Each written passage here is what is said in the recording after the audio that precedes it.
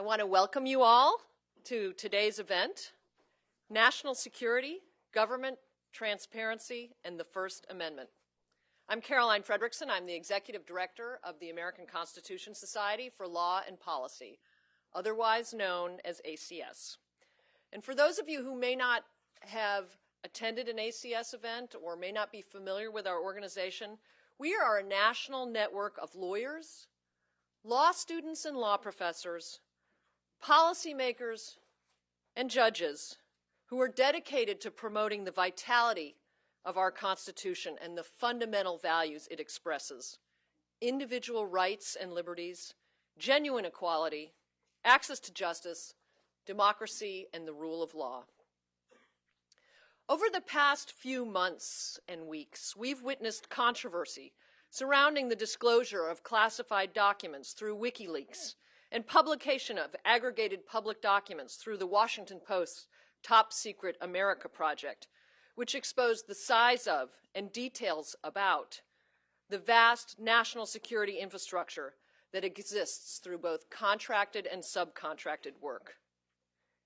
Few would argue that these documents have no national security implications, but equally, few would argue that these documents have no value in allowing citizens to hold their government accountable. So these tensions in democracy between national security and government transparency lead to many important questions. How do we balance the right and the need of voters to be informed and to hold their government accountable against the real needs of a government engaged in active conflict to keep information classified? Under what rationale, if any, can our government claim confidentiality for public documents? And with the internet allowing us to search huge amounts of information with a single click, has that changed the stakes of aggregating sensitive documents? What can our history teach us? What would Daniel Ellsberg, famous for releasing the Pentagon Papers, do today? And does technology affect this calculus? So these are obviously very difficult questions, and we are extremely fortunate to have an expert panel of individuals here today to discuss those very questions. And we are really very honored to have a keynote speaker from the White House who deals with quite similar issues, although not in the national security area, Beth Novick. Beth is the director of the White House Open Government Initiative and serves as Deputy Chief Technology Officer for the United States. She is currently on leave from her professorship at New York Law School, where her scholarship has explored the impact of technology on legal and political institutions. She's a member of the OMB Watch Task Force on Transparency and Public Participation in Government and is an author of the book WikiGovernment: How Technology Can Make Government Better, Democracy Stronger, and Citizens More Powerful. She earned her BA and MA from Harvard University, her JD from Yale Law School, and her PhD from the University of Innsbruck. We are delighted to have her here today. Beth?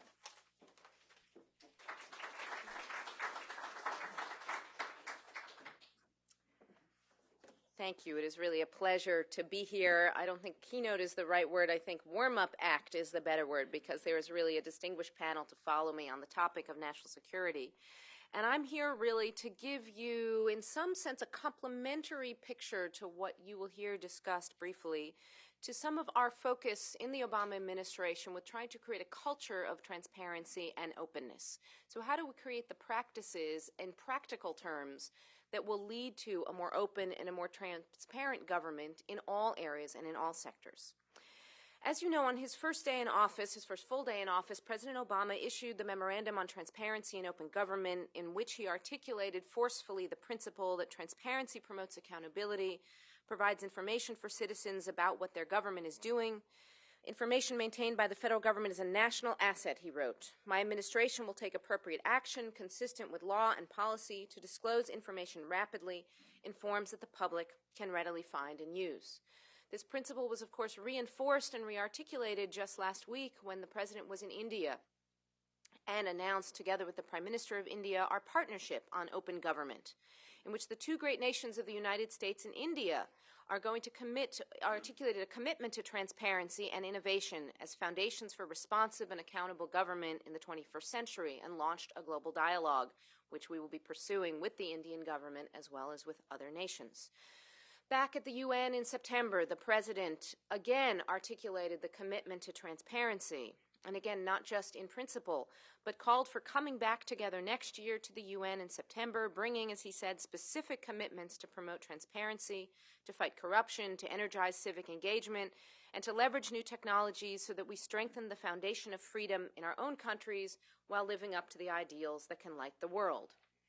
So this principle, commitment to transparency, is a cornerstone both of our domestic and increasingly of our foreign policy, a commitment to raw data, to open data, to free data, to data also in structured formats.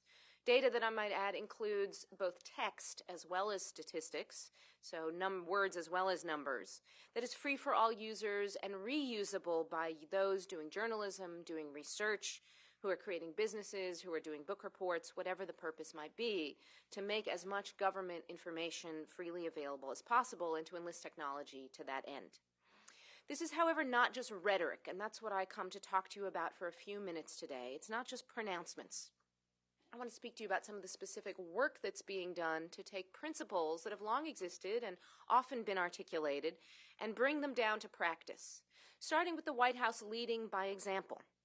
So when we release the White House visitor logs for the first time in history and make them available on an ongoing basis, releasing the president's and the vice president's tax returns, financial disclosures for all senior appointees, ethics pledges, ethics waivers, and couple this kind of information that we are putting out, that we started putting out from day one, with the use of social media to really open the doors to the White House and make the work of the White House more transparent to people. So if you watch videos like the West Wing Week, if you don't, it's quite chatty little web TV show, if you will, about what goes on in the White House each week. If you follow our Twitter account, whether it's the White House Twitter account or we have one for OpenGov, we have Facebook pages, of course. And it's not just, sort of nice to have social media that gives you an insight into what we do, but it's actually policy interactions with people open for questions, for these real conversations that are taking place, whether it's Ben Rhodes discussing our Asia policy during the president's trip, or Austin Goolsbee on the whiteboard explaining and discussing financial policy and economic policy. And it's really this kind of work that's being done that then led over the last now close to 2 years to a whole lot of activities that have spiraled and exploded, both in terms of policymaking and practice. So it's the progress then from an open government memorandum on day one to an open government directive that was issued last December, instructing and guiding all the agencies in developing their own strategic plans for openness and transparencies. It's, of course, executive orders, more than one, and memoranda on declassification, which I'm sure will be talked about today, and the implementing memoranda for that executive order. And then, of course, now the work that's going on across the executive branch to make good on these principles in practice with the creation of new platforms. Because even if you have the commitment, the principled idea of transparency is a good thing, open government data is really hard in practice. There is no workflow in place in terms of the way data is created to make it open. Data may or may not be digitized. It may be sitting in a shoebox, frankly, and I have stories to tell about this if we have time. There is digital data, but it doesn't have the necessary metadata to make it searchable. So it could be even online, but it's very hard to find. Or there's one person who owns the data sets, the only guy who knows what that data is, and if he goes on vacation, forget about it. There is data that sits on servers that are so creaky that if we wanted to make it downloadable and useful to people, it would actually crash the whole agency, and that is actually a true story. So it is not just and always a matter of political will. So as we talk about issues of national security and issues of usefulness of data, we have to focus on the nitty-gritty of what it will take to get us from A to B that will allow us to make good on the political will to achieve greater transparency in practice. There is going on in parallel right now a data.gov conference. So as we talk about platforms, data.gov, which we launched in May of 2009, has been part of that practice of making transparency real. So we started with 47 data sets, and we now have, I think there are probably something like 300,000 data sets up there. It allows us then to use new technology to create a place where people can find government data. Because again, even if it's up online, it doesn't mean people know where to get it or where to find it. And now, in addition to data.gov in the US, 7 countries have emulated and created their own online data catalog, 16 states, 9 cities. There are, in addition to data sets up there, there are tools and visualizations, 236 apps on data.gov, and probably most importantly, a whole community of practice, 253 people in the federal open government community, in the federal CIO community working on data.gov, and a comparable number now working on open government across the agencies. GSA is helping to provide technology, what we call infrastructure as a service. In other words, the ability essentially to rent servers that allow you to have a place to put your data so that you can then make it searchable on data.gov. Remember that creaky server mention I made before? Well, that was the United States Patent and Trademark Office that wanted to be transparent and didn't have technology that could handle it. So before this infrastructure as a service was available, they did a no-cost deal with Google to host all of their data. So now the USPTO is 100% transparent, both about its performance and also providing all published patent applications and patents online because they have a place to put them.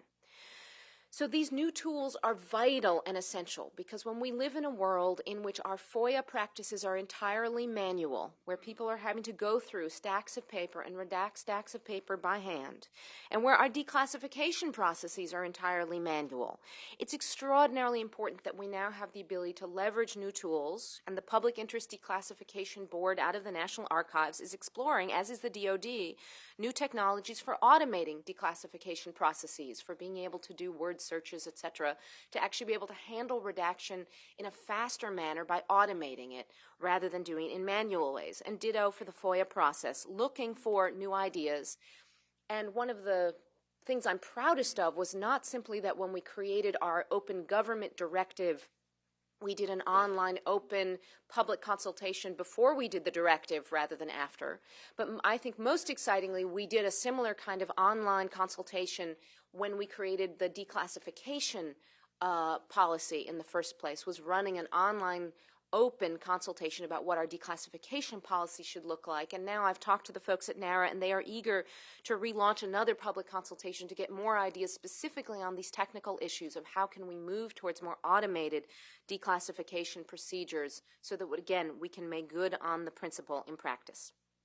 Let me just say, though, that our focus is not on transparency for transparency's sake.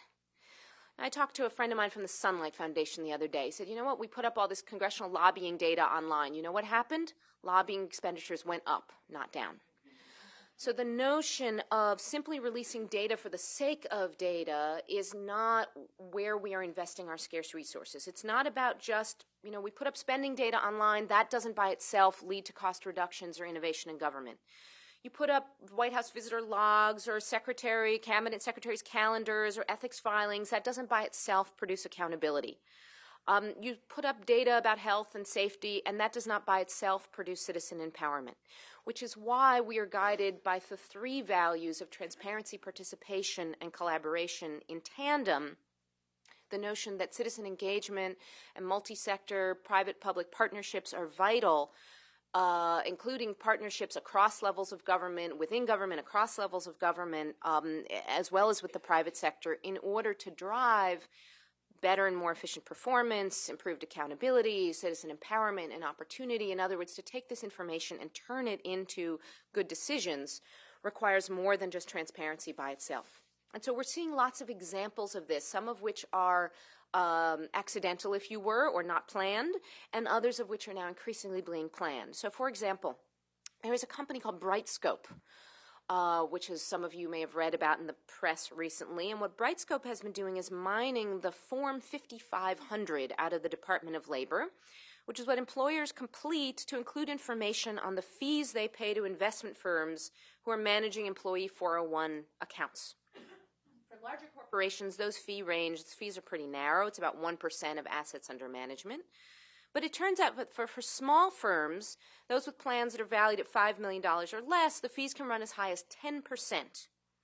And employees today are not told of the fees paid on their 401k plans. 82% in a survey said they weren't aware of any fees paid for this service, and Brightscope estimates that employees are paying between about $4 billion a year, or $18 billion compounded over the life of the employee through retirement that would otherwise be in their retirement account. So how is Brightscope able to uncover this and run their business? Well, they're doing this because now the Department of Labor is putting up the Form 5500s on data.gov, as well as on the DOL website. When they first started, before the administration came in, they had to FOIA this material, and they were getting, a trickle, a couple of pieces of paper shipped to them in a box now and again. Now, because they can get it automatically and take it down off the website, Brightscope, in addition to uncovering this valuable information, they have grown their company from 3 to 30 employees and to $1 million in revenue in the course of the last year and a half that they've been in existence. We're doing a lot to replicate this model of partnership, of finding people to use the data, to uncover it, to make things that are useful with it. The Department of Health and Human Services has an initiative called the Community Health Data Initiative, in which they are putting out scores of data sets about obesity, about smoking, about health and wellness across communities in the United States.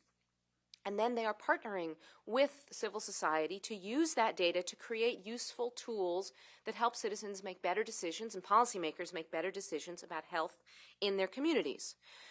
And when I say these are partnerships, I'm not talking about long, multi-year, 5, 10-year projects. I'm talking about real work that's getting done in a matter of weeks, not only months.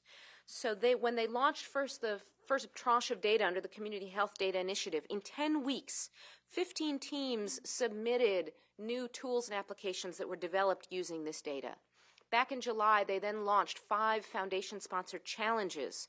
And in October, so July to October, the winners were announced of these challenges, such as, for example, a challenge to use their county health rankings to make smarter healthcare decisions, of which the Robert Wood Johnson Foundation and the University of Wisconsin sponsored, or a developer challenge to create an Android app that inspires and tracks physical movement, won by a group called Happy Feet, that creates a social way to walk, jog, run, cycle, or even ski, sponsored by a group called Catch and Hope Lab. And again, ongoing initiatives like this, both big and small, to really change the way people work and they make decisions. So all this to say that our focus deliberately is on what we call high-value data. And I say deliberately in that high-value data is a very broad and to many people an ambiguous term. We did not start by saying we want to focus on just spending data or just national security data or just one kind of data, but instead are requiring agencies, and the process is underway, to inventory all of their high-value data sets, where high value is understood as information that can be used to increase agency accountability and responsiveness, improve public knowledge of the agency and its operations, further the core mission of the agency, create economic opportunity, or respond to need and demand as identified through public consultation. Why did we not choose to focus? Why do all of these things at once? Well, first, because it has to be all of these things. We have to do them all. But also because what we're trying to do is to change the culture and to change practices. And therefore, it's extraordinarily important to get people into the habit of making data open, making it useful, and doing productive things with that data. So wherever we can start, we've chosen to move the ball forward on becoming open as quickly as possible. And it helps us to achieve different goals, which I've alluded to. On the one hand, it helps us, when we put out White House visitor logs, to achieve greater government accountability, to reduce risk of corruption. It also helps us when we put out this Department of Labor data, or for example, the EPA is now posting a full-scale inventory of all of their data to achieve greater corporate accountability and regulatory compliance. So accountability is core to the framework that we've created. But it's also about creating better public sector innovation, reducing waste, fraud, and abuse. So when we put up USA spending and release all of the contracting data about government, it helps us to find ways that we can save money and reduce costs to the taxpayer. When the National Archives puts up in raw form the entire Federal Register for 10 years, not the daily text of the Federal Register, but all the underlying data, so that then 3 guys sitting in a coffee shop in San Francisco can take that data set. And they took it, by the way, simply because it was the biggest data set on data.gov. They'd never heard of the Federal Register before. And they said, we can make this look better. And they come in not first but second to the Apps for Democracy competition sponsored by the Sunlight Foundation. The National Archives sees their work and says, wow, we can hire these guys. And between April and July, we've completely overhauled the Federal Register. If you haven't looked at the Federal Register recently, I commend to you. Take a look, federalregister.gov, running now in beta. We've had the Federal Register for 75 years, and it's a great advance in, I think, in transparency and government accountability. The leap that we have made between April to July to create something people can actually read, that has pictures and is searchable, and allows you to say, show me everything that affects my community, or the grant or the contracting or whatever opportunities that may be, or the rulemaking opportunities that may be relevant to me. This advance, I think, in government transparency is huge just by having a usable daily Gazette of Government. So in other words, the ability to foster public sector innovation. And finally, to the notion of citizen empowerment.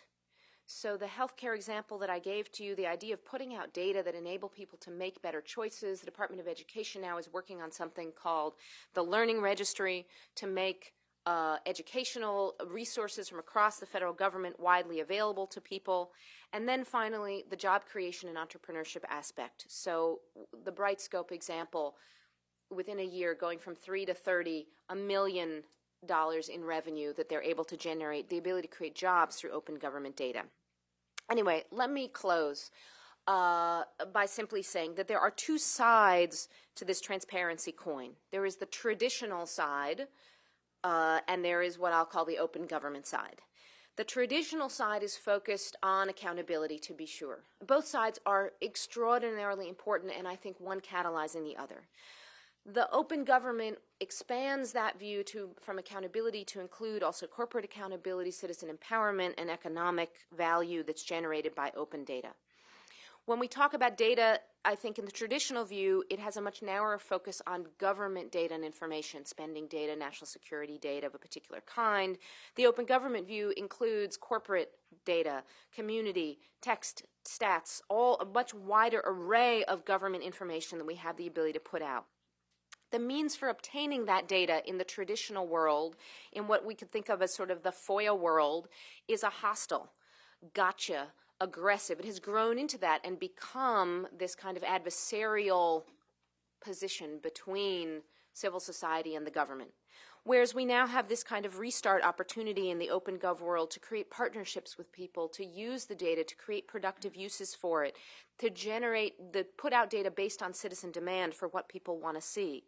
And that goes to the issue about the uses of the data, whether it's watchdog groups and journalists who are traditional demanders for government data, to now a huge array of what we might call civically minded hackers, the geeks who want to use this data to build useful tools to empower citizen decision-making, to create a much wider array of citizen engagement.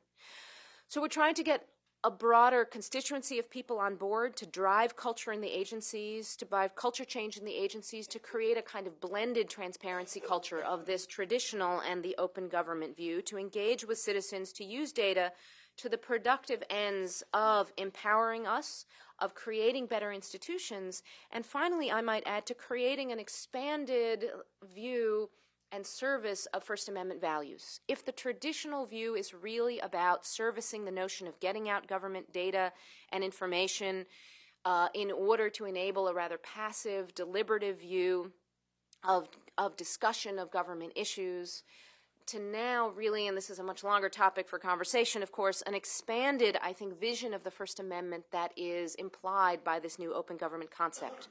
One that grows out of a new media environment in which we can all become active creators and users of information, active collaborators, not just passive listeners. One in which we are able to foster the First Amendment values of self-actualization through collaboration and civic engagement. And one in which I think we understand how we preserve our democracy quite differently than we've done before.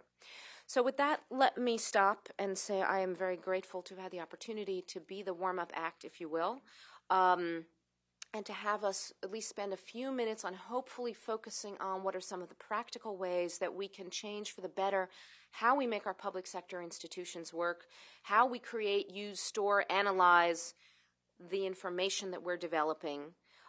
Because half the problem isn't half the problem is political will, but half the problem is kicking those creaky servers and jump-starting them to life so that we can realize transparency in practice. Thank you very much.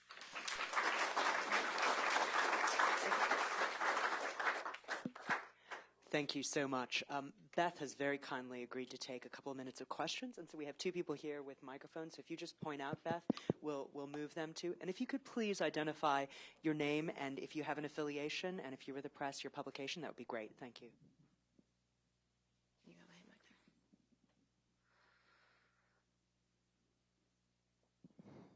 Should I stand or sit? I'm Ginger McCall. I'm at EPIC, the Electronic Privacy Information Center. So my question for you is, how do you square these stated aims with transparency with some of the other initiatives that the government, that Obama's administration has taken, such as appealing the ruling in the Ninth Circuit about state secrets? And I mean, it was completely unnecessary for them to appeal that, but it just seems like it's a continuation of the kind of lack of transparency policies of the Bush administration.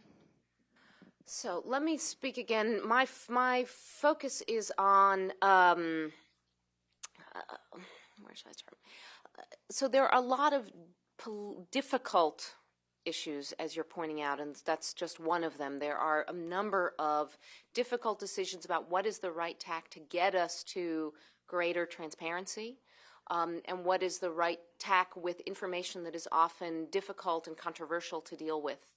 Our focus in this Open Government Initiative has been on really trying to change the culture and the practice in the agencies. It cannot all be, if you will, legislated from the top down out of the White House. It has to be grown from the bottom up out of the agencies, which is why the most important thing, I think the most important legacy of this Open Government Initiative, work that EPIC participated in at the outset and has been involved in along the way to help in formulating how we get to this directive and what policy we create to drive us towards this culture change. Everybody echoed the importance of creating and institutionalizing an open government role within every single agency so that we have people in each agency who are responsible for moving the ball forward towards greater openness and transparency, towards greater civic engagement, towards greater collaboration around the way government data is put out and around the way the agency, the practices of how the agency works. And let me say that, so the most exciting thing to my mind in terms of the positive changes that have happened is that we are 10 months into our interagency collaboration on open government, and we had our meeting, last week, I would say? We have perfect attendance at every single meeting, and we do not have sort of the phoning it in, send the intern to the meeting while the senior guy sits at home or the senior gal sits at home doing the work. Everybody shows up every single time. There are now hundreds of people meeting at this data.gov conference down the street. Not a conference organized by the White House or our office, but organized by the Department of Commerce and the GSA. The data.gov initiative, which is built not by Vivek Kundra and the CIO's office, but built by the CIOs themselves in the agencies, led by the Department of Interior. And the Environmental Protection Agency, and now carried on in work that's being led by GSA and NASA and others. So I think where the exciting thing is, and this is, I realize, not fully responsive to the frustration that you are echoing, is that we have to start by creating a culture of openness and a culture of innovation in the agencies that then lead to people understanding how to work in more open and transparent ways, and how working in open and transparent ways can actually lead to productive results for citizens. And that's why I come back to this point about building a culture that is one that is fostered around civic engagement with information. Because it's when, again, if you went to someone in Health and Human Services and said, put out your data set, people would say, I have enough things to do in the day, I don't get paid any extra, it's a lot of work, it's going to be costly, why should I do this? There's no argument for why to do it unless you then turn around and have civil society engaging with the data to use it and create useful and productive information using that. So that all has to be done, of course, balanced by considerations of national security and privacy, which is often a difficult calculus to make. In the data.gov process, as we put information up online, there is a national security review that goes through that. We have agencies that are inventorying their data, now going through it for national security conflicts and checks, for privacy conflicts and checks. Department of Education, for example, has major issues with dealing with the privacy of student information. Where I'm sure they're going to need a lot of your help and have probably already reached out to you about finding a new privacy officer, which is underway there. to try to make sure that we do this in a balanced way, but again, that we move forward with showing the productive and beneficial uses to transparency in an effort to change a very entrenched culture that has rewarded secrecy as opposed to transparency for a long time before now. I don't have the mic. Someone has the mic. It's going. Oh, so there's one there and one there. I think the question that was just asked deserves a follow-up, which is that the answer you gave was fine in terms of establishing a culture. I'm Morton Sklar from Human Rights USA, by the way. The problem is the substantive issue that the United States government, the Obama administration, continues to apply these standards of secrecy in so many different areas. And it's not enough to say that you have to establish the culture in order to make these changes. Just to give you two other examples that I'm familiar with because of cases that I'm dealing with. One was the warrantless wiretapping. And the case in San Francisco where the judge determined that the United States had done that illegally, the United States in court took the position just a couple of months ago that just by raising the question, you're violating United States secrecy rules. You couldn't even ask the question. And if you did it, you were causing problems that shouldn't be caused. Another example is what's happening with the organizations that are designated as terrorist-related. It's done on an entirely secret basis. And if you're representing one of the groups that's been designated and you ask the government to provide the information for it, they won't. How can you legitimately take the position that you are pushing for changing the secrecy culture when these kinds of substantive policies are followed?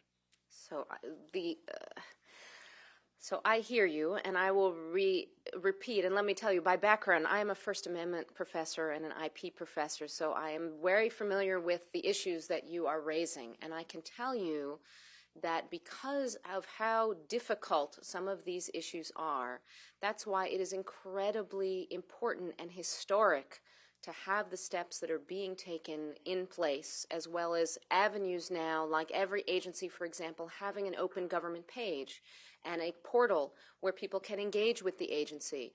The agencies need to hear from you. I know they hear from you and you're here today, but they need to keep hearing from you, and they need to hear from you through those channels. They need to hear from you on their /open pages and hear what the demands are and what you will do with information that is being provided. I can't, let me give you a parallel example. In the case of the BP oil spill this year, where are we? My life either goes very slowly or very long, depending on the day of the week. Very slowly or very quickly, who knows anymore. So in the case of the BP oil spill this year, it's been a long year, what I'm trying to say. The process, for example, the immediate demand that came out, the groundswell of where is the data, where is the information about what's going on in those circumstances. We need that data and information. So we got that out there, but it was a very heavy lift to make that happen, to find the data that was then being collected by 6 different agencies and needed to be brought together in one place that people could find that data, to make sure that the data was accurate, that it was clean, that it was something that was useful to people, and to do the job of putting out that information again and to make clear and intelligible to people both internally and externally to government how using that information is going to lead to good and useful results. So the other thing I would commend is I realize that you have a particular focus. Our focus, my focus, is much broader in the work that I do. I am as concerned with the information that we put out that is going to be used to generate jobs and create economic empowerment. I am as concerned that the Department of Health and Human Services and Transportation and the EPA are putting out data and information that help people make better decisions about their own lives and within their own communities, so that they can, again, be empowered to create sustainable and livable cities and communities and better environment and create better educational opportunities for their children, et cetera. So we have so much work to do. And my job in coming today is to portray for you some of the broader work that's being done in these other areas, and again, this complementary focus on this, what I might call the traditional or accountability focus of transparency, and the open government focus, which is intentionally aimed at achieving some of these broader goals of economic empowerment, citizen engagement and citizen empowerment, corporate accountability, as well as government accountability as part of the process.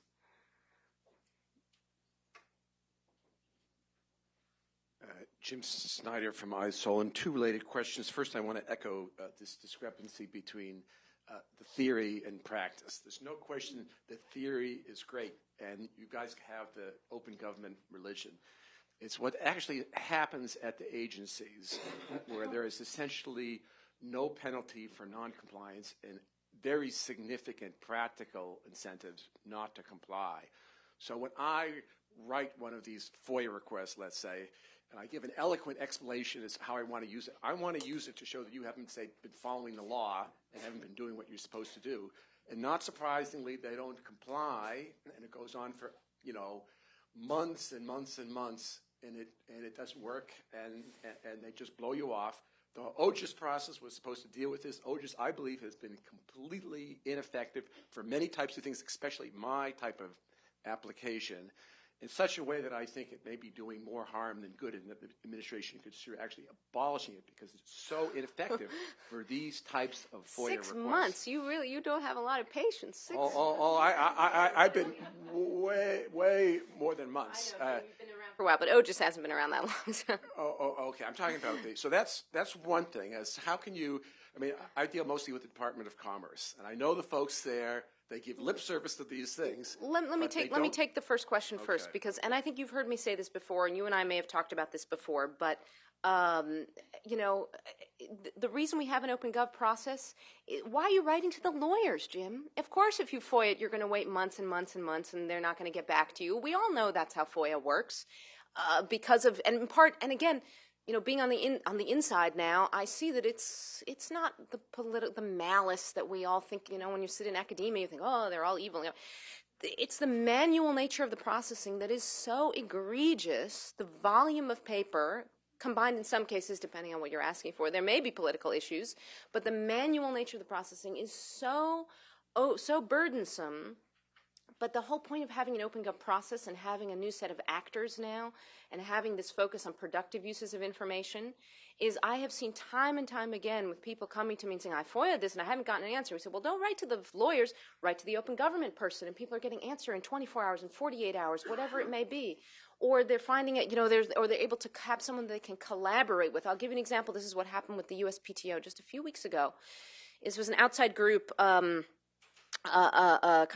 innovation and patent activists, if you will, almost to the point of patent abolitionists, very, very well-known organization. They kept saying, where is that patent data that you've promised, that you've put? And we said, we put out the patent, back and forth.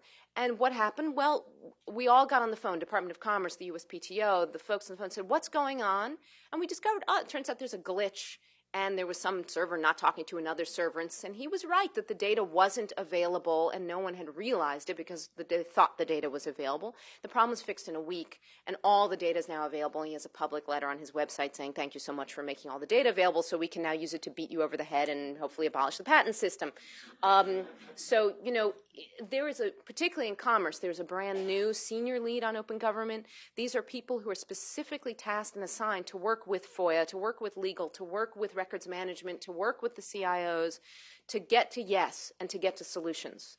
In tandem, there is also work being led out of White House counsel's office and the DOJ to develop improvements to the FOIA process, to develop some new tools. And let me tell you, by the way, that this open data process that I'm talking about is brand spanking new. These inventories that the agencies are creating, we're talking this fall, they're just going up now, data catalogs that are coming out that are literally, just sort of cranking out the wheels. But if there's something that you need and you're looking for, you can go to whitehouse.gov/open, find the contact for the open government person in commerce. If you don't find it immediately or it's not up there, you drop me a line, opengov@ostp.gov. You know how to reach me. And I'll hook you up with their open guys at Commerce and try your request in that direction. just saying if we stay in this, I feel that you know, the old channels we have been pursuing, where we beat our heads against the wall and have this conflictual, you know, us versus them approach, it's very hard to get ourselves out of this box, and especially without the tools to get ourselves out of this box in processes, in workflow, to use the, I don't know, sort of McKinsey speak or whatever, that doesn't allow us to, you know, we don't have any tools to get ourselves out of these paradigms, that the open government process creates a new paradigm that's unfolding now, and it is very, very early. So to the questions that were asked in the back of the room, as this process, it is my belief that as this process begins to unfold, it's going to have an impact on the questions and issues, the hard issues that you're talking about. But my sense is that this has to come first for us to get there. You had a second question? I did. The second one relates to practical security. The Open Government Directive doesn't have a well-developed theory to deal with these issues of practical obscurity. So, for example, we have about 1,000 federal advisory committees. And when you get on a federal advisory committee, you're supposed to have a statement of interest and qualifications. Those are nominally public. That's what the law specifies. That's one of my, by the way, the FOIA request took more than 6 months. The agency rejected the original request in the appeal. And then eventually there I did go to OGIS, and we explained a lot of them, and actually the OGIS worked in that particular case. It was effective. But why not have those online so you don't have to go through the agony? 12 years worth of FACA data is all on data.gov. No, we're talking about the applications. Those are not online. Okay. And Well, I might add that the 12 years of FACA data up there, no one has loved it, to the point about making tools or visualizing it. We're looking for someone who wants to love the FACA data, because those are some unloved data sets that are sitting up there languishing. Right now on our radar screen are two things. One is improvements in the FACA area and greater FACA transparency. The other is we'll be putting out probably in the next week or two, we hope, a new use case for the development of an online expert network that will allow us to create greater transparency and more effectiveness in the way government gets expertise. So we're going to be putting out a consultation on that in the next couple of weeks so that we can try to develop more open processes for how we do this in the first place. But if you have an interest, I can see that our organizers are looking like, time, very over time. If you have an interest in the FACA, in FACA transparency and FACA effectiveness, now is a very good time for that question. So, thank you. The worst part of my job is cutting off a great Should have discussion. done it sooner. But I wanted to be respectful of everyone's time, and particularly Beth Novick. Thank you so much. Thank you.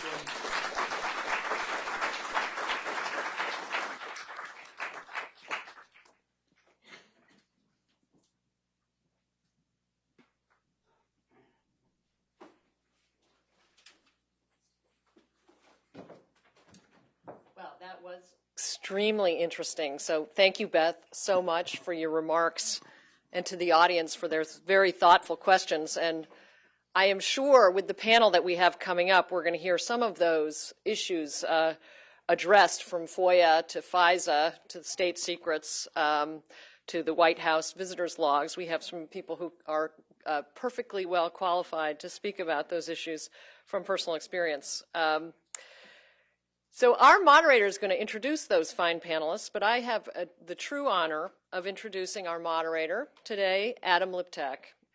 I'm going to be quite brief, and you have a fuller description of Adam's background and many accomplishments. And in order to make sure that our program moves along, I won't spend the hours it would take to mention all of the incredible things that Adam has done. But I will just say briefly that, as many of you I'm sure know, Adam covers the Supreme Court for the New York Times and also has a legal affairs column called Sidebar. In 2009, he was a finalist for the Pulitzer Prize in Explanatory Reporting for a series of articles that explored the differences between the U.S. legal system and those of other developed nations.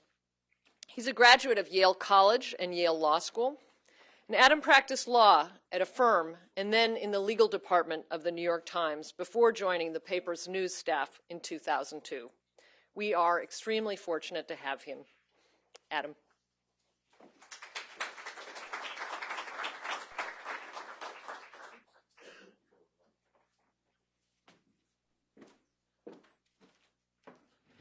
And I invite the panelists to please join me. So I want to take you to the other paradigm, to the old paradigm, to the us versus them paradigm that Beth mentioned, because it's a lovely thing, whatever the government decides to tell us is a matter of discretion and grace, but sometimes the government does want to keep secrets. And I think what we're going to try to explore here is what the right way to think about it is when the government attempts to keep a secret and fails, and it gets out, and what kind of tools are at its disposal. I think, in a way, the best place to start this discussion is, of course, with the Pentagon Papers case. And I like to think about it through the lens of Alexander Bickel. Bickel was the Yale law professor whom the Times hired to argue the Pentagon Papers case after its usual outside counsel, and I say this with some pleasure because they're now defunct, Lord Day and Lord, abandoned us at our moment of crisis, saying that the publication of the papers was an act of treason. Bickel was generally thought to be a conservative on constitutional questions, so hiring him by the Times was a little like hiring Ted Olson or Paul Clement to argue a liberal case today. Come to think of it, Time Inc. did hire Ted Olson and Miguel Estrada to defend its reporter Matt Cooper in the Valerie Plame case.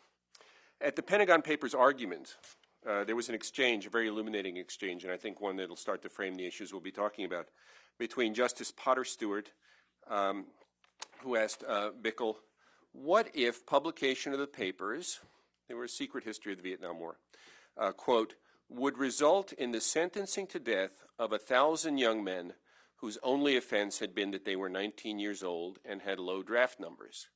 That's a hard question, and Bickel did what any sensible Supreme Court advocate would do. He tried to duck the question, and they danced around for a while, but Stewart kept going. You would say, he said, that the Constitution requires that it be published and that these men die? At which point Bickel yielded. I'm afraid, he said, that my inclinations of humanity overcome the somewhat more abstract devotion to the First Amendment.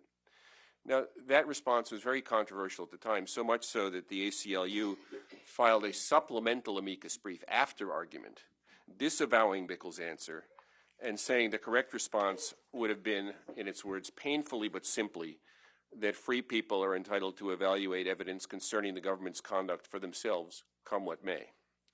Now, as you may have heard, we won that case, the Pentagon Papers case. That was in the heyday of, press power and press freedom by a vote of 6-3. But even as the majority said that the government could not impose a prior restraint in those circumstances, and really the music of it in essentially any circumstances, nonetheless, several justices, including some in the majority, said that the fact that the government could not stop us from speaking ahead of time should not prohibit it from prosecuting us after the fact. And only as a matter of prosecutorial discretion in the Southern District of New York was a White House-initiated prosecution of the Times afterwards not pursued. Bickel collected some of his thoughts on government secrecy in a classic 1975 book called The Morality of Consent. And here he tried to flesh out as a theoretical matter some of what he was saying at the argument. He said he subscribed to, quote, the game theory of the First Amendment, which is to say it's a kind of adversarial tussle.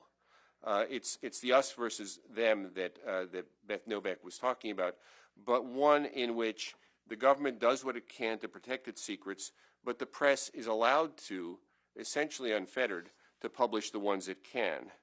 Bickel said this, it is a disorderly situation, surely, because this game requires mature, responsible conduct on both sides. The government has to withhold some of its tremendous power to subpoena and to punish. And on the other side, and this will be part of our discussion today too, because things have changed so much and so fast, you really require grown-ups making mature editorial judgments on the other side. Bickel wrote this, not everything is fit to print. There is to be regard for at least probable factual accuracy, for danger to innocent lives, for human decencies, and even, if cautiously, for nonpartisan consideration of the national interest. Now, I'm going to posit that much of this on both sides is gone, or at least in the process of breaking down. On the government side, we've seen more prosecutions of sources under the Obama administration than ever, literally than ever, as well as subpoenas of journalists that in the Bush administration landed one colleague of mine in jail, and now under the Obama administration is threatening another. Perhaps most dangerous were prosecutions started in the Bush administration but continued in the current one of lobbyists who were not sources of information but the passive recipients of information. So they were functionally equivalent to journalists. That's the AIPAC case, and yet they were prosecuted. The prosecution went off the rails, but not before a very troubling decision which endorses Espionage Act prosecutions of people who did nothing more than passively receive information. And of course, the Bush administration made noises about prosecuting the Times for publishing accurate and newsworthy information about the warrantless wiretapping program. On the press side, the great democratization of information on the internet, notably in the form of WikiLeaks, means there is no responsible party to negotiate with on the other side. For better or worse, we held back on the warrantless wiretapping story, in part because we consulted with and were persuaded by things the government was telling us. We may have made the wrong decision, but it wasn't for want of trying to get it right, to trying to strike the balance correctly. That doesn't seem to be the case in many quarters on the internet today. So we live in a new world. We live in a world in which the Bickel paradigm seems to be breaking down on both ends, and we're going to kick those issues around with a really terrific panel. You may notice that there are three panelists. David Rifkin, unfortunately, was called away on what he referred to as a client emergency at the last minute. But we do have with us, and I'm going to give the briefest of introductions because you all have bios, and we're running a little bit late. We'll hear first from Melanie Sloan, who is Executive Director of Citizens for Responsibility and Ethics. You'll see that these groups are always named for things that, who could disagree with that? Citizens for Responsibility and Ethics. Vincent Warren, Executive Director for the Center for Constitutional Rights. All in favor of that, too. And Jerry Barron is the Harold H. Green Professor of Law at George Washington University Law School. So, Melanie. Thank you, and I'm pleased to be here with all of you. And I was asked to speak on the importance of open government in the first place, and I have to say that really was a little difficult because I figure that all of you here in the room already believe in that. There's not a lot of dissent about that issue, but I'm going to give you a couple of comments about that, and then I'm going to move over to respond to some of the things Beth Novak said that I found totally untrue. So I just couldn't let them all pass. In 2007, an archivist digging through a batch of military papers discovered a handwritten note by Abraham Lincoln exhorting his generals to pursue Robert E. Lee's army after the Battle of Gettysburg, underscoring one of the great missed opportunities for an early end to the Civil War. The note to General Meade says, "The rebellion will be over only if General Meade can complete his work." Lincoln said that he wanted the substantial destruction of Lee's army. A week after Lincoln's note, the Confederate Army slipped across the Potomac River into Virginia, and the war continued for 2 more years. Though General Meade led the Northern troops in a battle at Gettysburg that marked the turning point of the war, he's always been faulted for not closing in and destroying Lee's army. Historians said that the note that they found reinforced the idea that Lincoln desperately sought to turn Gettysburg not just into a victory, but into a decisive victory that would have stopped the bloodshed. Although General Meade had communicated the note's contents to others at the time, providing the original document pinned down what Lincoln was thinking and provided validation. The discovery of the letter was widely publicized, its contents were analyzed and dissected, and scholars reconsidered an important period in our nation's history through the prism of this significant new information. In 2006, thanks to a tip, crew discovered that millions of emails had gone missing from White House servers during the Bush administration. Though the White House initially denied this, it turned out to be true. Emails from numerous White House components, including the Office of the Vice President and the Executive Office of the President, went missing from the period of the beginning of the war with Iraq, from October of 2003 through March of 2005. Some of those documents might have provided insight into the administration's rationale for the war, and some of those documents might have shed light on the administration's decision to leak Valerie Plame Wilson's covert identity to the press. Documents like the Lincoln Letter inform us about what really happened, whether 160 years ago in the Civil War, and emails in the Bush administration might tell us what happened in the last 10 years in the case of the Iraq War. And these documents shape our understanding of our history, whether recent or long past. Access to such information heavily depends on an open government. This is considered a tenet of our democracy. Our founders valued this principle. James Madison said, "A popular government without popular information or the means of acquiring it is but a prologue to a farce or a tragedy, or perhaps both." Congress, believing in this concept, passed Freedom of Information Act in 1966, and many other countries around the world, including Denmark, France, Australia, Japan, South Korea, India, and Mexico, have similar laws. In fact, the notion that government should be open to public scrutiny and criticism dates back to the time of the Enlightenment, when intellectuals criticized state secrecy. The idea of a free press stems from this view, and organizations like CREW, OMB Watch, the Sunlight Foundation, and so many others have counterparts across the globe, including Transparency International and the Open Society, all of which advocate open and transparent government based on the concept that such standards are vital to ongoing prosperity and development. Democracy values engaged citizens who take part in running the country, and public participation requires access to information. FOIA is designed to ensure an informed citizenry, vital to the functioning of our democratic society.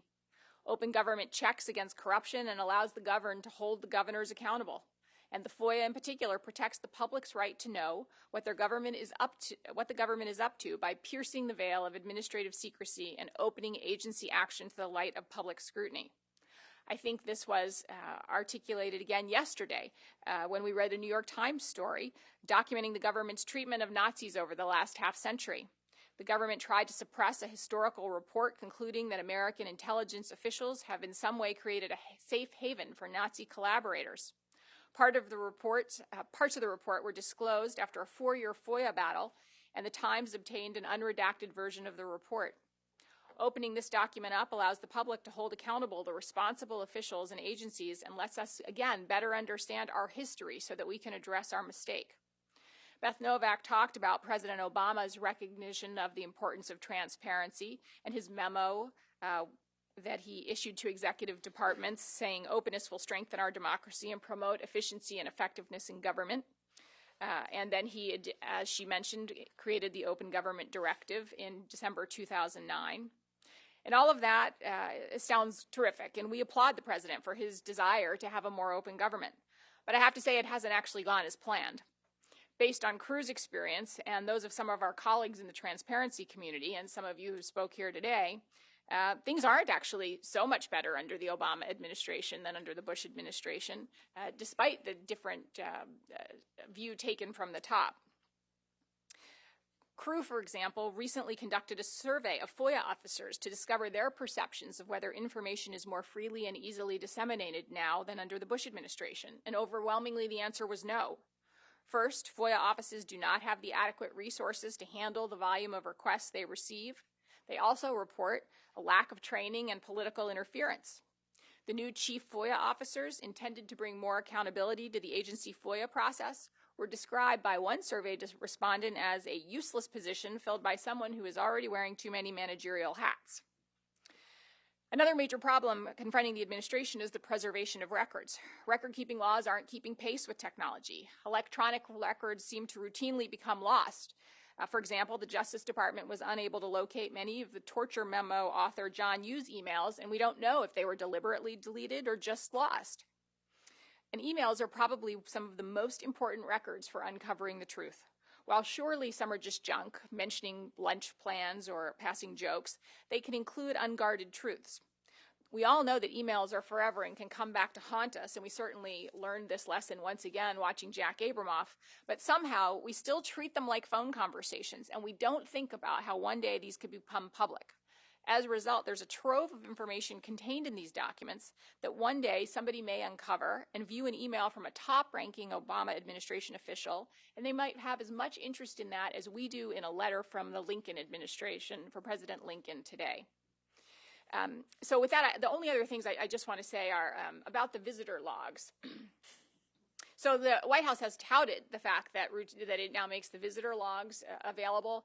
They didn't actually just do that on their own because they wanted to. They did that because we sued them and they were forced to, and they lost in court twice before they went ahead and did that. So, and despite how Ms. Novak also talked about how terrific the Justice Department is on these issues, actually Crew finds that its experience with the Justice Department is the worst than every agency across the board. The Justice Department routinely refuses FOIAs and routinely requires us to litigate them, and they routinely lose in court. And so we will continue to fight them on issues. For example, they didn't want to provide the transcript of Vice President Cheney's FBI interview in the Valerie Plame Wilson case, and they said that was because of an ongoing investigation, even though the ongoing investigation was long ended. Similarly, we recently asked them for information regarding their investigation of Tom DeLay, which they also just closed without action, and they have again told us that that's because that's still an open investigation. So I will say, and I expect them to lose in court on similar grounds, but they don't seem to recognize that their own cases are going against them. So with that said, I think that the government is only as open, despite promises at the top, they're only as open as we make it. I think it requires all of us, including the press and private citizens and government watchdog groups, to remain ever vigilant on this, to insist that a government be responsive in order for it, in fact, to be open. Thank you.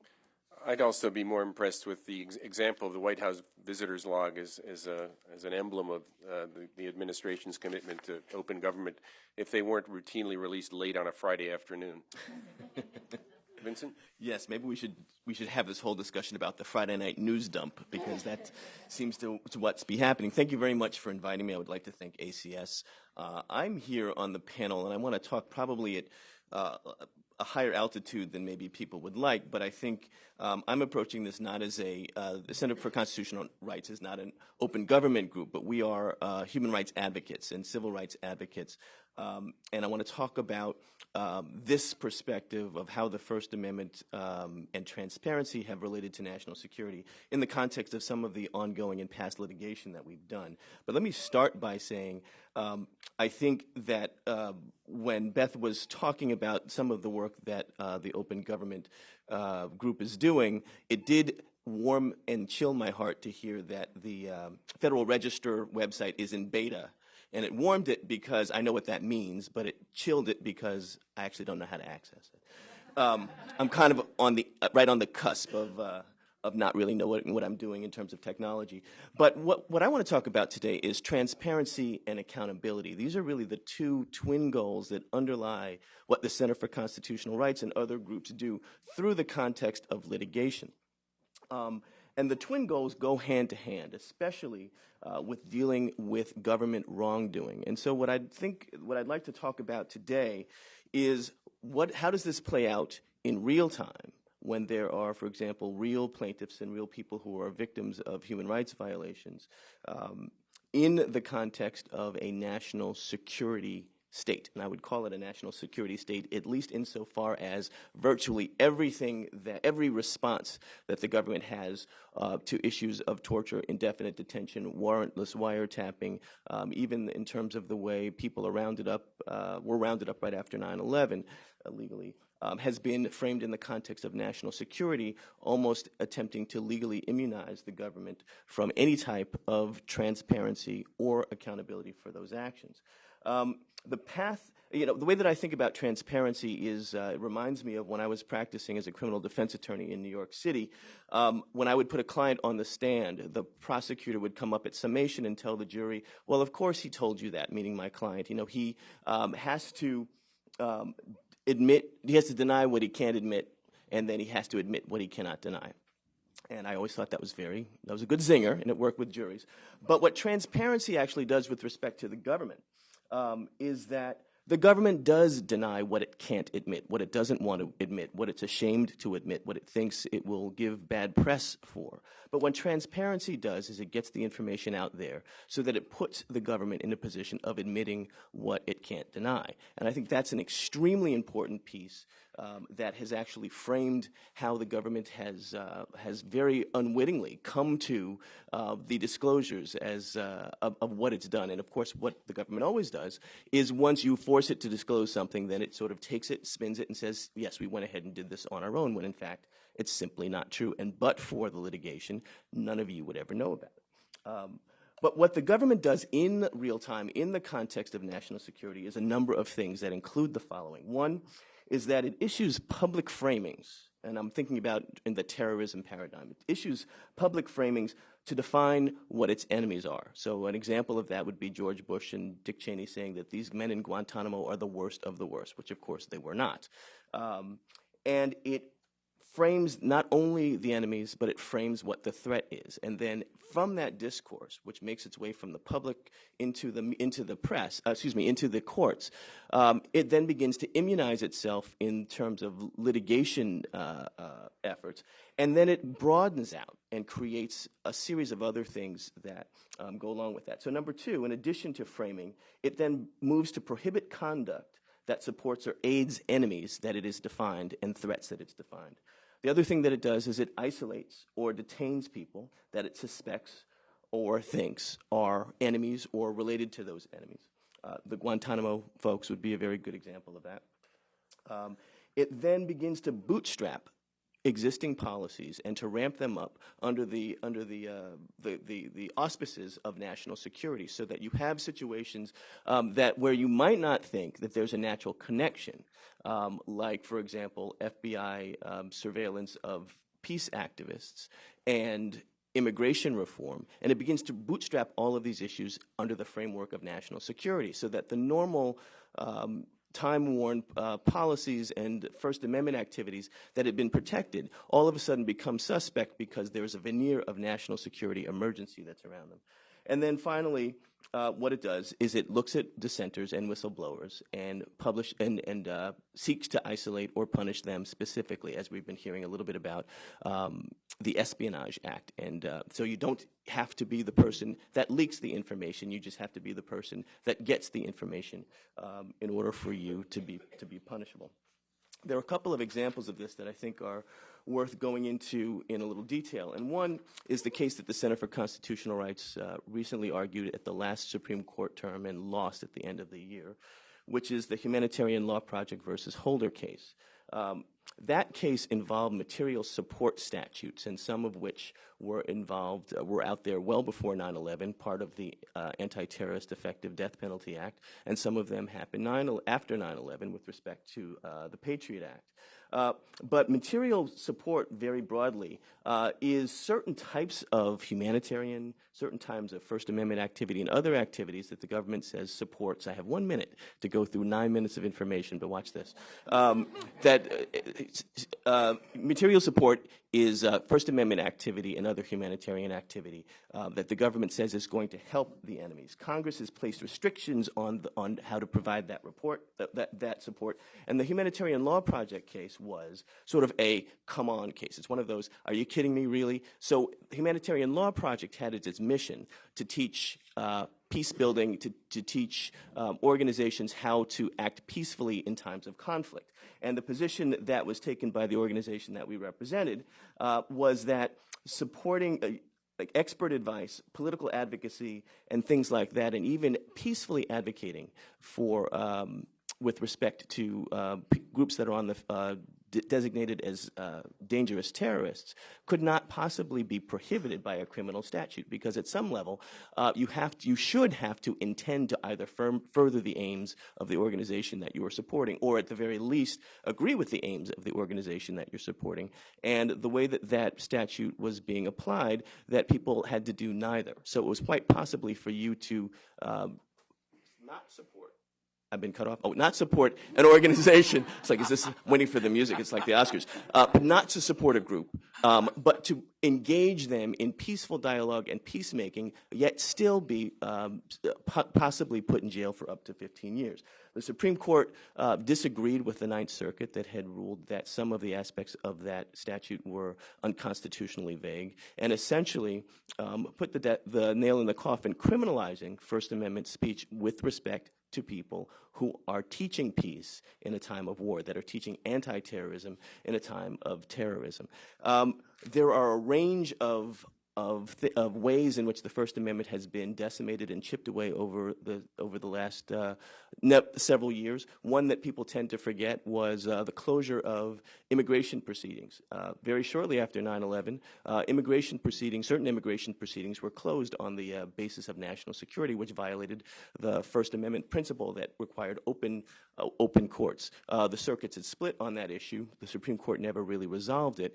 But again, it's not only the cases that get to the Supreme Court and have the Supreme Court pronounce what the rules are. There are many, many, many situations that don't actually get to court that show either that there was a near miss or, like in the case of the immigration proceedings, it's something that goes by the radar and it becomes part of our culture of having less open debates, even in the context of courts. The last two things I'm going to say in 22 seconds is that this came up most recently for the Center for Constitutional Rights and the ACLU in the Anwar al-Awlaki case. And you may know that that's a case where we're challenging the targeted assassination of Mr. al-Awlaki, who's a U.S. citizen. But it actually happened before that case in chief was filed.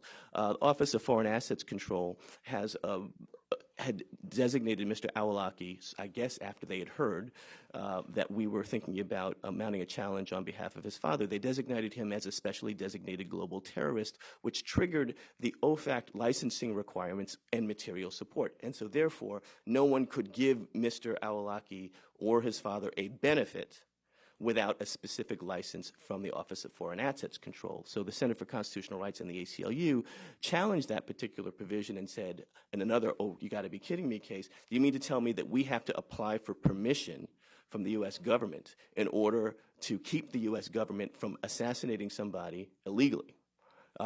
And now, this is something that you probably hadn't heard about because we got a letter from OFAC, or the Department of Treasury, excuse me, relatively shortly after that and said, oh, no, you certainly don't have to apply for a license. If you had just asked nicely, we would have given you one, but you don't even need to ask us, so here it is.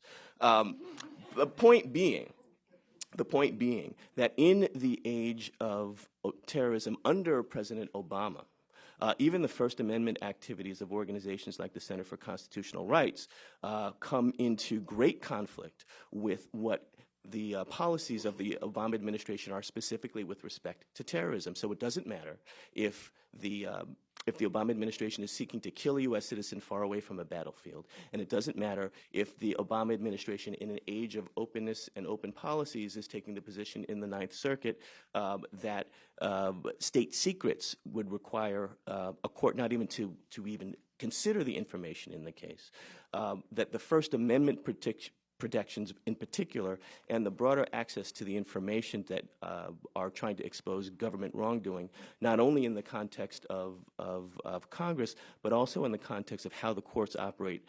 There is very little protection and there's very little movement to get more information in order to expose what the government is doing. Thank you. Jerry?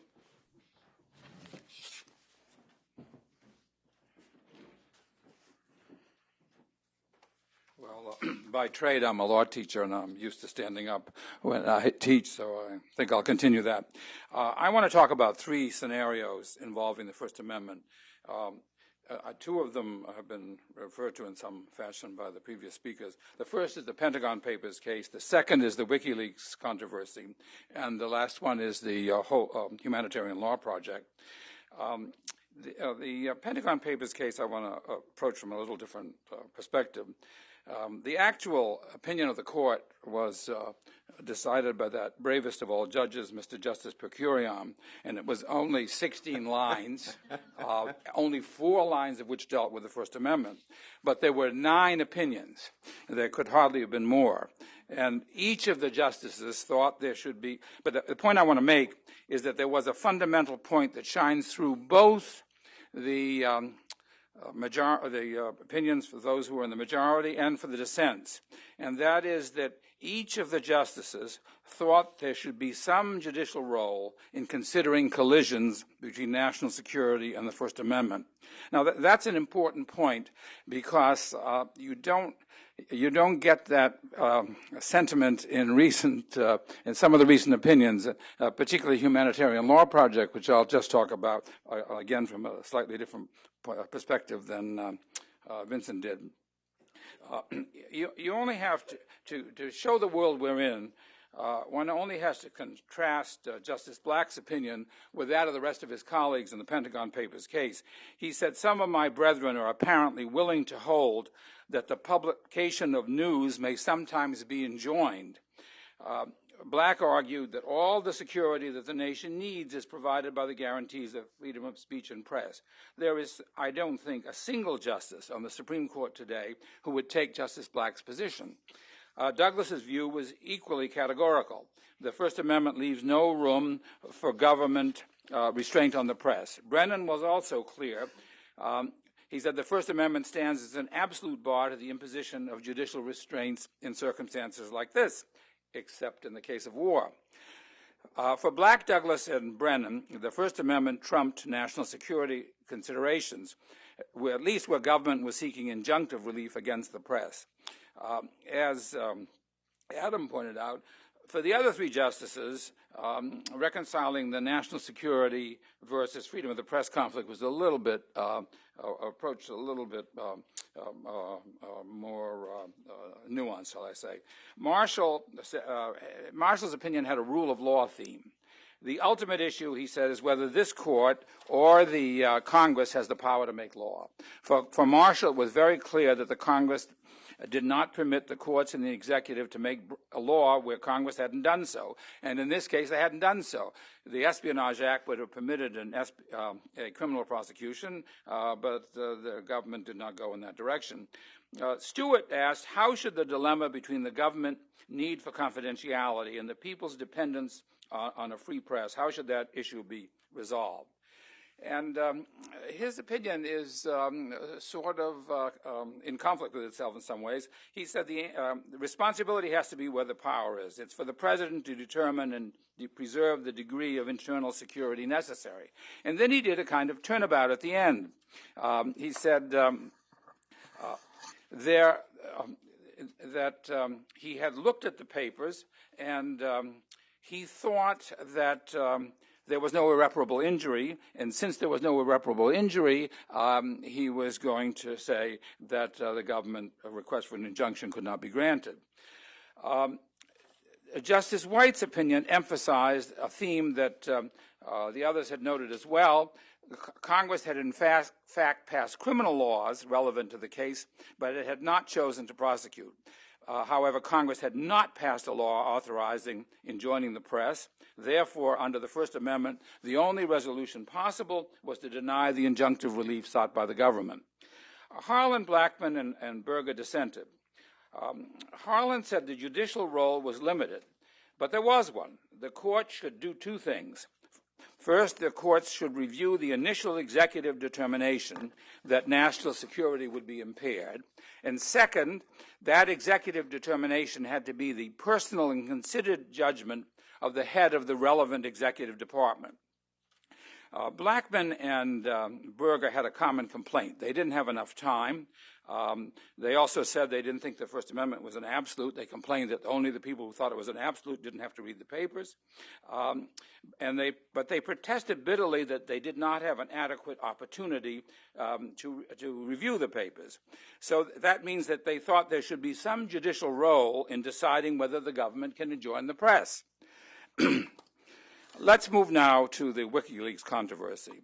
On October 22nd, WikiLeaks released 390,000 documents on the Iraq War. And earlier, of course, as you know, they released documents on the Afghanistan war. What parallels are there between Pentagon Papers and WikiLeaks? There are at least two. First, in each case, the actual leaker was arrested. Second, the actual publishers were not prosecuted. Catherine Graham and Arthur Sulzberger were not prosecuted. Neither has Julian Assange been the subject of a U.S. prosecution. Of course, it's difficult. He lives abroad, and his website was not established in the U.S. But the fact remains, as was the case at the time of the Pentagon Papers, there is still no U.S. law which authorizes government to enjoin the press. Also, there's the question, is a website like WikiLeaks part of the press? Is it even protected by the First Amendment?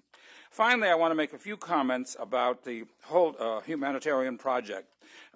Vincent's told you of the issues in the case. I just want to focus on an aspect of it. Chief Justice Roberts ruled that the legislation there was a content-based regulation. So he says it demands very rigorous scrutiny. But then he went on to water down the protections that rigorous review was supposed to provide. He said there should be a very high degree of government in these cases, and I'm quoting him, evaluation of the facts by the executive, like Congress's assessment, is entitled to deference. If evaluation of the degree of danger the facts of a case present must be deferred to by the courts, then there's not much of a role for protection of First Amendment rights by the courts. A court should not defer to the government's view of the facts in these cases. The facts here are constitutional facts. The First Amendment principles and the facts are so interrelated that they have to be evaluated together by the reviewing courts.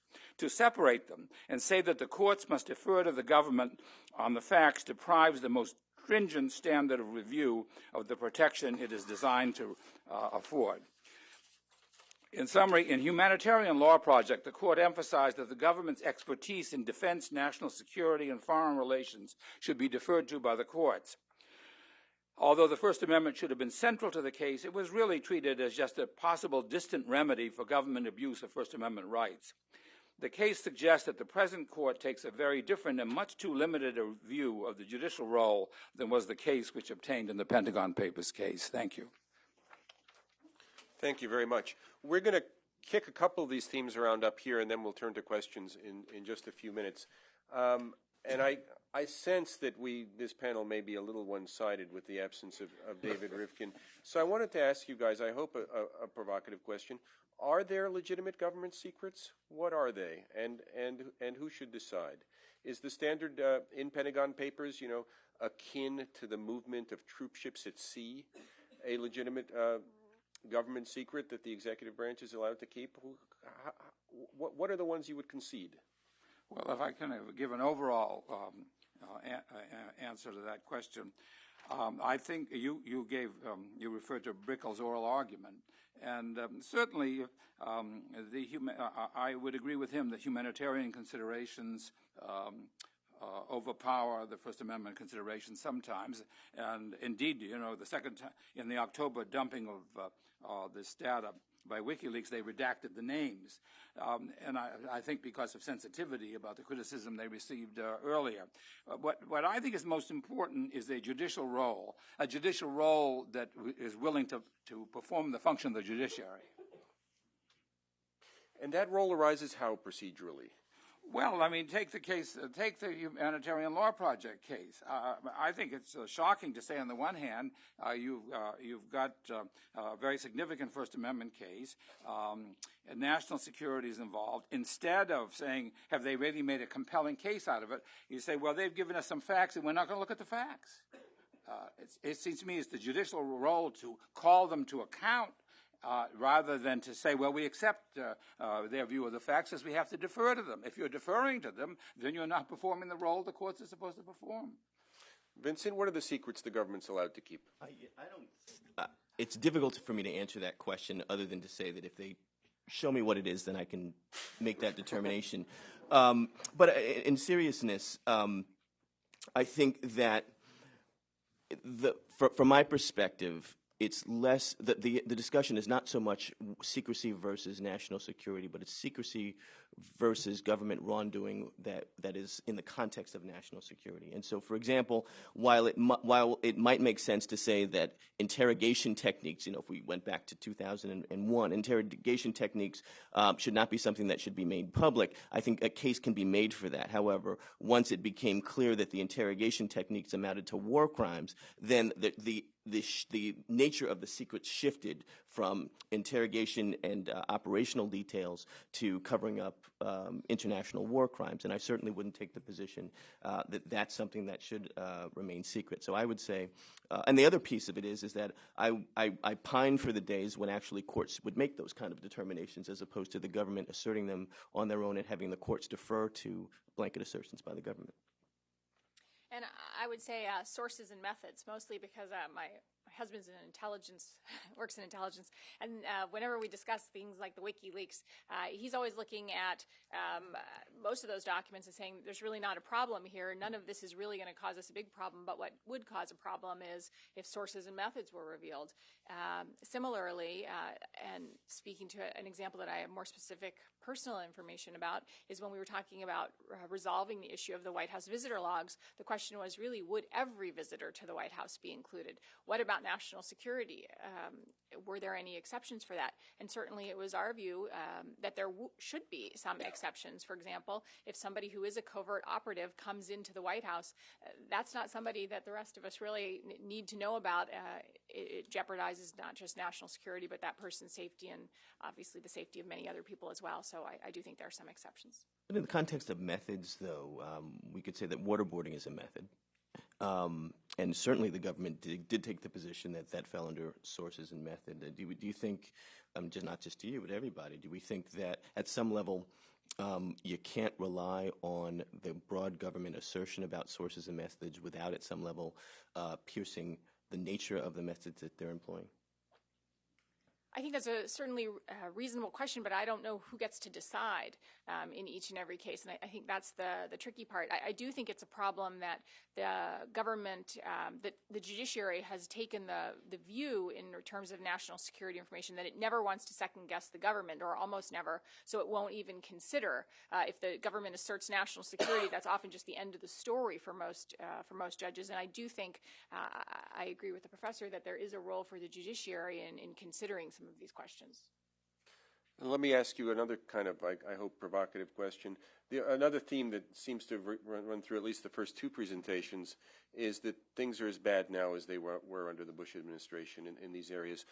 Is there anything that the Obama administration deserves credit for? Are there changes in these areas that delight you guys? Well, I don't think this administration is taking the unitary executive position that the Bush administration took. You know. But in the particular area of national security secrecy, well, they use it in that area. Can you apply it to any set of information that we now have access to that we didn't used to have access to? Nobody? Anybody? I can't do that. I think that it's just as bad, certainly. And in some ways it's worse, or I think for the reasons that I think came out during this discussion, which is that the administration does talk a very good game about how things are different and how we're changing a culture. But in the real-time context, it's not changing at all. I was invited in May of 2009 to White House briefing or White House meeting where they talked about a lot of these issues, including the release of the latest batch of Abu Ghraib pictures. And I think the only thing that really changed was that I got to go to the White House, and I guess my name ended up on the log, and I got to tell the administration particularly why they shouldn't do what they ended up doing. But I suppose that's something. It was interesting to hear Beth Novak talk so disparagingly about FOIA. Well, don't use FOIA. I mean, are you an idiot? FOIA doesn't work. Which is, true. I don't know any journalist who's ever gotten anything valuable through FOIA, partly because it takes forever, and partly because it's completely haphazard. But what do you make of this? I mean, or let me ask it to you this way: what could be done to make FOIA the valuable tool that it ought to be? Because on the one hand, we're hearing about all the stuff the administration is, as a matter of grace, putting out there. On the other hand, we're not hearing very much about the legal obligations that it would seem to be laboring under. Well, I found that one of the most one of the particularly objectionable things that she said, because of course that was, we may not be supposed to, in Beth Novak's view, use the FOIA, but of course that was what Congress intended. That is the way we're supposed to go and ask the government for information. That's the way every citizen is supposed to be able to ask for information. So it should be a priority to make it work. If it's not working, the answer is not find another way, go around it, call me. I don't think everybody in America knows they can just pick up the phone and call Beth Novak in the White House and perhaps get access to information. This is one of Crew's big complaints, is often we can get our FOIAs answered because we call Norm Eisen in the White House counsel's office, but that doesn't mean FOIA is working. That means it's not working. So I think that's a particularly big problem. I think that one way that FOIA could work is if, in fact, there was not this, although they say there's a presumption of disclosure, there just isn't. And they have to mean the presumption of disclosure. Another thing that Crew has been advocating for, and we're actually going to be, we're working with the new Republican Congress on this issue, because they've expressed an interest in greater transparency, is getting rid of or limiting the FOIA exemption for the deliberative process. Because that really allows the government to keep an awful lot of material secret. That is really what we most want to know. Why did you make the decision you made? I would say I agree. Although I agree that going to lawyers is not always the best way to get things done quickly. I think that the FOIA piece is a very important tool, and I think one example of that has been the FOIA request that was done primarily by the ACLU, but also by the Center for Constitutional Rights with respect to the torture documents. And it is not a quick fix, and it is a very long-term piece, but I think a lot of very useful information has been unearthed in that context.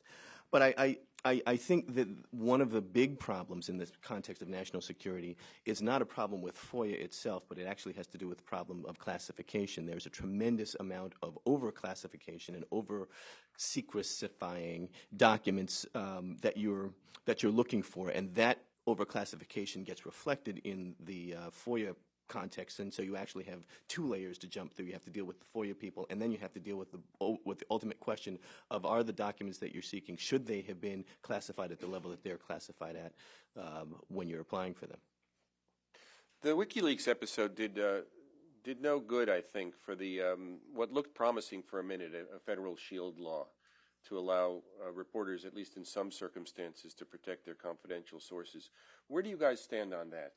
I think there may be a difference of opinion on the panel about whether such a shield law would be a valuable thing. There was a federal shield law proposed when Sam Ervin was the chairman of the Committee on Constitutional Rights in the Senate, and he had hearings. And I remember testifying at that time before him. And the big issue, of course, then was, well, isn't this, in order to have a shield law, don't you have to say who's a journalist? And if you have to say who's a journalist, then aren't you licensing the press? And, of course, the whole history of the First Amendment, goes back to, that's why Milton wrote the Aria Vegetica, is because in the 17th century, the king's stationer had to see everything that was going to be published. So it was a kind of de facto licensing. So I've been very surprised that a shield law has gone as far as it has this time, although it is studded with exceptions, as you know.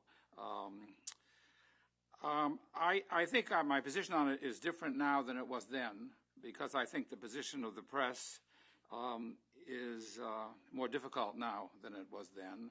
There's been so much hostility in recent years, but particularly in this circuit, to journalist privilege, that I think a shield law is worth bearing some of the problems that it undoubtedly has. I guess in other words, I would be for a shield law at this point. I haven't been following the shield law discussions, but I do think that there was something very different about the WikiLeaks document dump.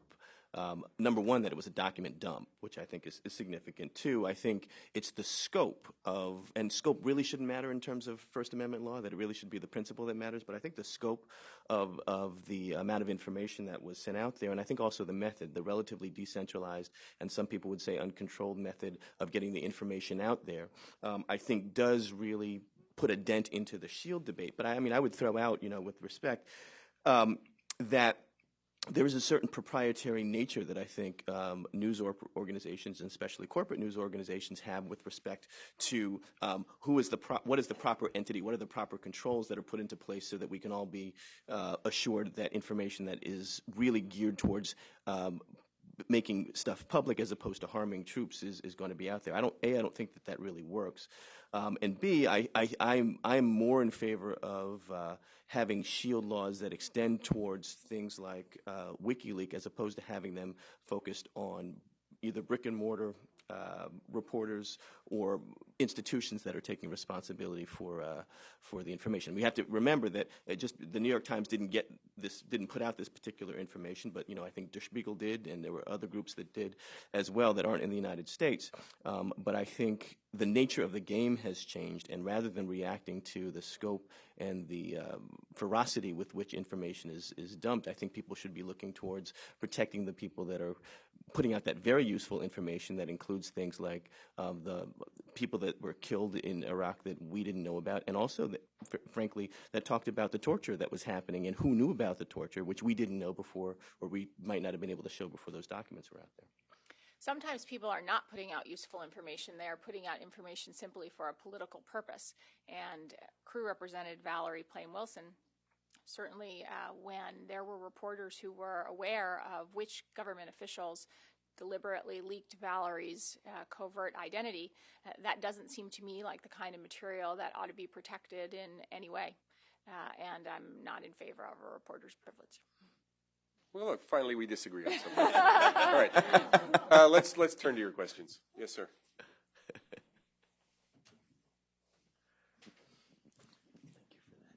My question, Jim Snyder from iSolon, should we codify the doctrine of practical obscurity? I asked that question to Beth, and she didn't answer it. The law is very weak in trying to identify what should come under that doctrine. It's a de facto doctrine, and everybody uses it all the time. One great thing about FOIA in terms of the agency folks is it protects sort of the doctrine of practical obscurity. So when you want to put things online, which the open government community does, you talk to the agency officials and those that affected, they say, oh, well, it's one thing when something is designated as public but nobody actually looks at it, and it's another thing when it's readily accessible. So we see this most, say, with court records and marriage and divorce types of things where it used to be locked, but it applies to many, many other things. I don't think in the national security debate is been a big issue, but it certainly is for many other issues. For example, for the 1,000 FACAs, I would like to see the statement of interest and credentials, and the law specifies that it's open. But as soon as you propose that information go online, wow, do you get objections from members of those committees and whatnot. So the question is, should we have some clear rules about practical obscurity? Is it too difficult an issue to deal with? Can we only think in either or? It's either public and online or not going forward, or should we have these grayscales? The Open Government Directive just completely avoided the issue. Beth avoided the issue. Can we do anything about it? So it's a great question. But on the one hand, as a matter of theory, there should be no distinction between something that's sitting in a court file that's publicly accessible should I go to the courthouse, and something that if I put a name into Google, it pops up as the first entry. And yet, just describing the scenario tells you that those are, as a practical matter, very different things. What do you guys say? Nobody has a view. Okay. Next question. All the way back there. First, I want to say something about the Shield laws. I think that the problem with the Valerie Plame thing was the fact that who are you protecting? I think a great example of how anonymous sources should be protected would be, of all things, the Stieg Larsson's Millennium Trilogy, if you've read those books, how he protects his sources and why he protects them and when he doesn't. And if that's a Swedish, Shield law, it's really well done. And even though it's a fiction book, it may not be so fictionish, but it was an excellent presentation of that issue, as opposed to the debate that's gone on in the United States and the law that's been proposed, which I think is completely inadequate for protecting the citizenry from someone who's going to plant deception. amongst the press. But my question is, the difficulty here with national security issues is that there is no definition of national security, and the courts have failed to produce a definition. And usually all we find when things do get discovered is that it's lies and mistakes that are hidden, and not anything that advances the security of this country. And I'd like to have the panel talk about what they think is a proper definition of national security and whether one is even needed. I'd be happy to get thoughts on either half of that question. The first half seems to reinforce Melanie's point, which I think is controversial, that the source's motive should matter, that reporters should be forced to disclose their sources if the source, was doing it for a bad reason, even though the information was authentic and perhaps newsworthy.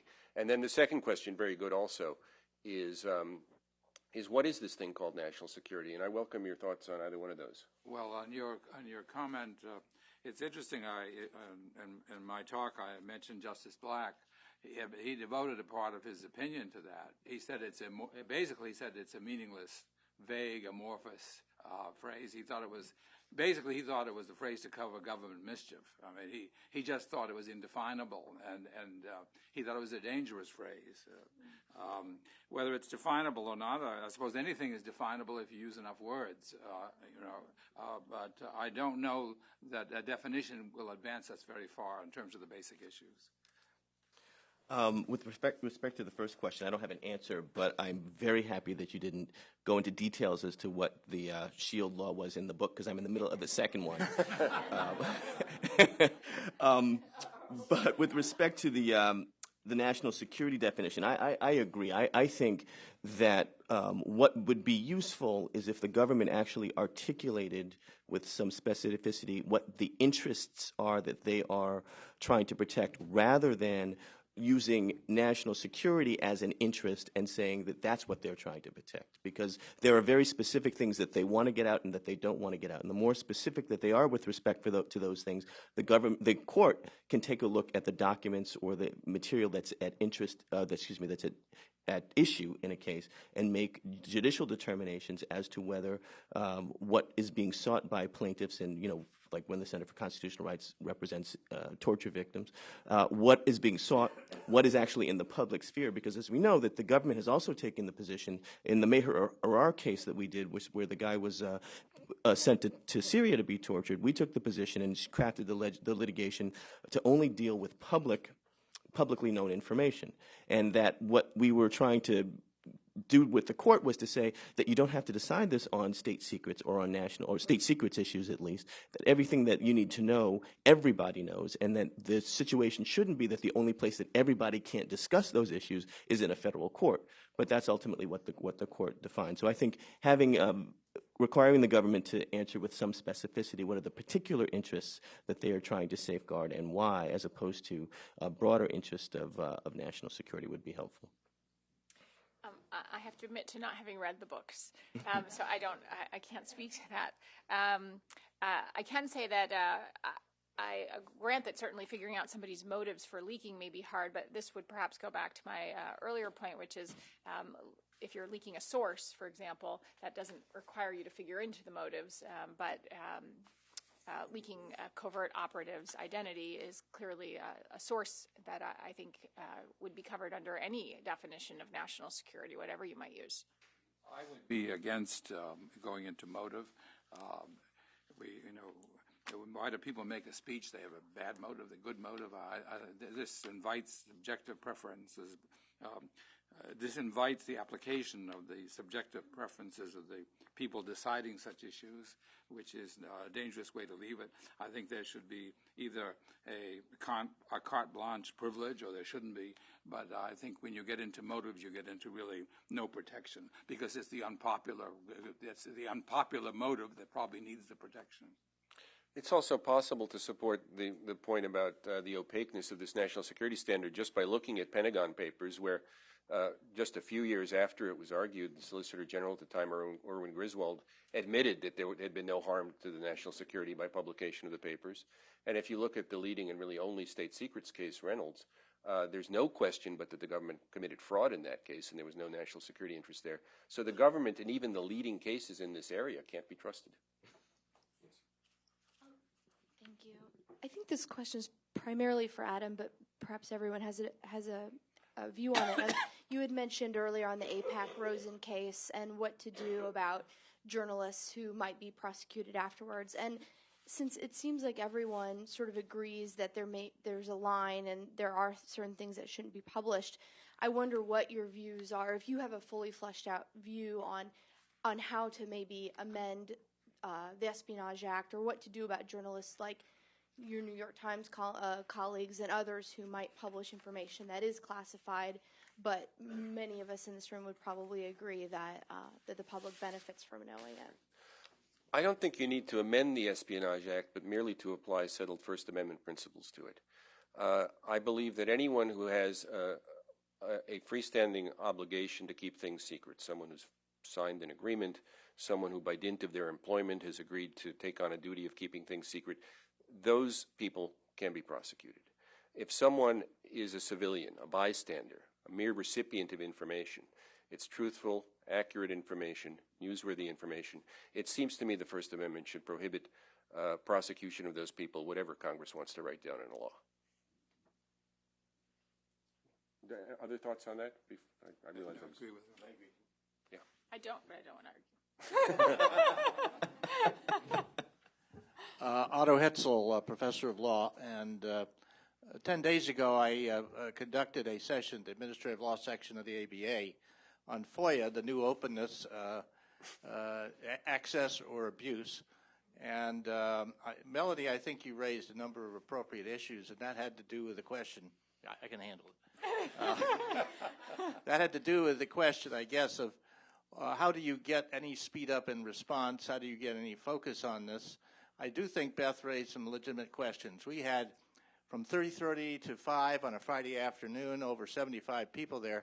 Turned out most of them were government employees, so she is getting some pressure on them in terms of trying to get some responses about how to do things.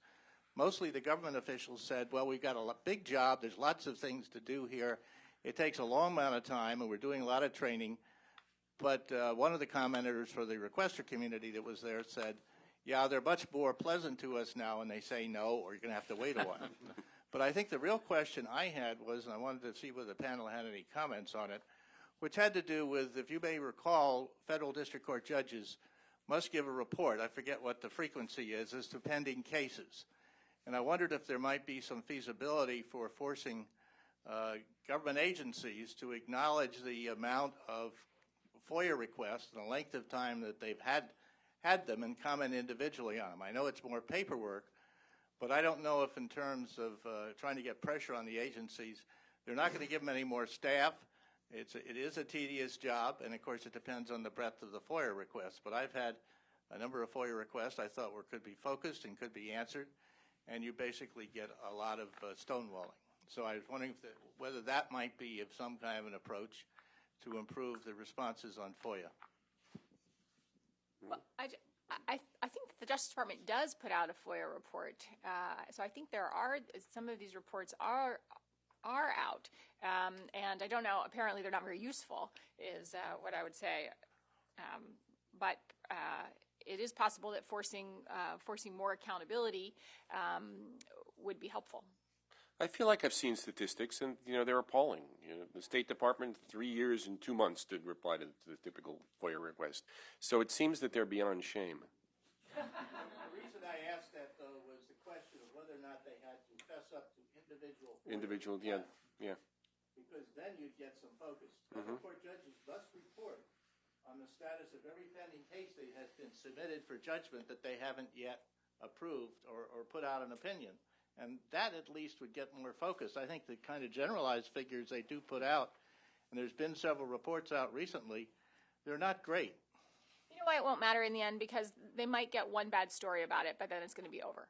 And it's not an issue that the public overwhelmingly cares about, so you're never going to get the kind of public pressure that you'd need to make an administration change on that. And Melanie, I have this impression of the poor FOIA officers, some of whom are working in good faith, none of whom have any power, that what they're afraid of is disclosing one thing wrong and getting in trouble for that one thing. Nobody gets a prize for responding to a lot of FOIA requests, but you do get in trouble if you disclose something you're not supposed to. Sure, and they are overworked. I mean, they really don't have the resources and they don't have the training, and there is a lot of political interference. So I agree that this is not mostly malicious on most of their parts. Although I will say that where I start seeing a greater problem is one of the reasons we like to sue over a FOIA is first you move to the head of the line, and suddenly an agency is paying attention to the FOIA that they're previously ignoring. And that's when we discover that it's actually not just about a FOIA officer sort of not being overworked. It's actually about a department priority of deciding we don't actually want to disclose this because it might be embarrassing. So why don't we take maybe one more question back there?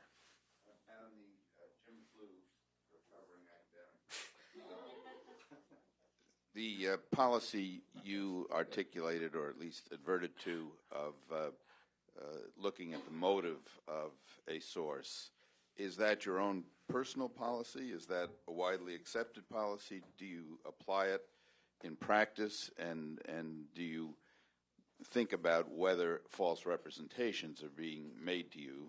As we see every day in the paper, this person spoke anonymously because he said he was not authorized to speak. So I speak only for myself. And I think you should disentangle two thoughts.